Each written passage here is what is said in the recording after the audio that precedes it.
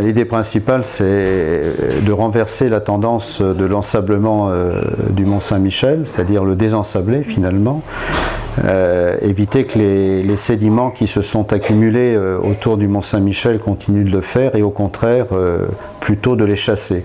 Donc il faut finalement créer ce que l'on voit dans certains ports bretons et d'ailleurs, mais surtout en Bretagne, des phénomènes des systèmes de chasse-marée. C'est-à-dire faire en sorte que la mer puisse tourner autour du Mont Saint-Michel, ça voulait dire à ce moment-là supprimer les parkings qui s'y trouvaient, araser la digue-route qui fait aussi un écran qui empêche la mer de tourner autour du Mont Saint-Michel, et redonner aussi de la vigueur au fleuve qui se jette dans la baie du Mont Saint-Michel, et notamment le Couesnon, qui vient un peu lécher le Mont Saint-Michel et qui, comme un vrai chasse-marée, là, à ce moment-là, permet d'enlever les sédiments et de les retirer et de les chasser au fond de la baie.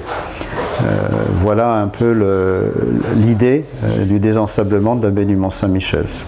C'est de la mécanique, je dirais, aquatique. Et c'est comme ça qu'on a pensé le système. Alors après, il y a une autre dimension qui est venue se greffer quand même, ça c'est la dimension environnementale.